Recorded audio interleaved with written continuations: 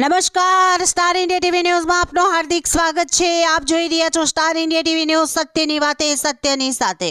જાલોદ તાલુકાના વેપારીઓ દ્વારા મસૂદારૂપ જંત્રીના ભાવ ઘટાડવા ધારાસભ્ય મહેશ ભુરિયાને રજૂઆત કરી। ગુજરાત સરકાર દ્વારા જંત્રીના ભાવ વધારા સામે નગરજનોમાં આક્રોશ।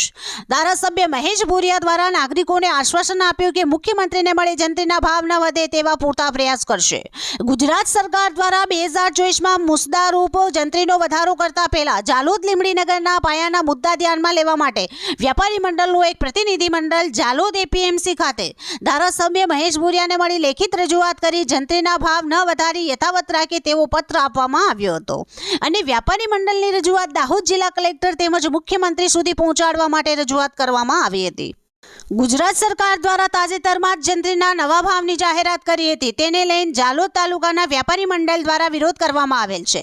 સરકાર દ્વારા જંત્રીના ભાવમાં વધારો કરાતા મિલકતનો ભાવ વધી જશે, જેથી ગ્રાહકને મિલકત લેવું મોંઘું પડી જશે। વ્યાપારી મંડળના પ્રતિનિધિઓ દ્વારા ધારાસભ્ય મહેશ ભુરિયાને રજૂઆત કરાતા કહ્યું હતું કે સરકાર દ્વારા 12 વર્ષ બાદ જંત્રીના ભાવમાં જે વધારો કરેલ છે તે ખૂબ જ મોટો છે, જેના લીધે સામાન્ય નાગરિકોને તેની અસર ખૂબ જ મોટી પડે તેમ છે। વ્યાપારીઓનું માનવું છે કે જંત્રીના ભાવમાં વધારાના લીધે સ્ટેમ્પ ડ્યુટી તેમજ અન્ય પ્રીમિયમની રકમમાં મોટો વધારો થશે, જેથી આજે જે કિંમતમાં મકાન, દુકાન કે ખુલ્લી જમીન બજારમાં મળે છે તેના કરતાં બમણો વધારો મિલકતની કિંમતોમાં થશે, જેથી ખરીદનાર વર્ગ ખૂબ જ ઓછો થઈ જશે। જાલોદ તાલુકો આદિવાસી વસ્તી ધરાવતો વિસ્તાર છે, જો જંત્રીના ભાવ વધશે તો અહીંયા મિલકતની લેવેચ ઓછી થઈ જશે, જેની સીધી અસર નાગરિકોની આર્થિક પરિસ્થિતિ પર થનાર છે। આ જંત્રી વધારાના લીધે ખેડૂતો, નવા ઘર ખરીદનાર ગ્રાહક, રિયલ એસ્ટેટ જેવા વ્યાપાર કરનાર લોકોને ભારે મંદીનો સામનો કરવો પડે તેમ છે। આવી મંદીને લઈ દરેક નાગરિકની આર્થિક પરિસ્થિતિ બગડી શકે તેવું બની શકે છે। ગુજરાત સરકારના જંત્રી વધારાનો વિરોધ કરતા વ્યાપારી મંડળના પ્રતિનિધિઓ દ્વારા 130 જાલોદ વિધાનસભાના ધારાસભ્ય મહેશ ભુરિયાને લેખિત રજૂઆત કરી વાંધો રજૂ કરેલ હતો।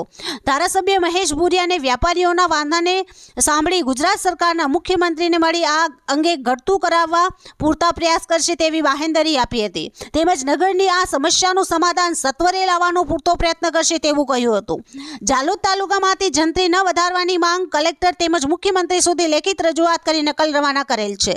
Star India TV news Jhalod reporter Pankajbhai Pandit, જિલ્લા દાહોદ।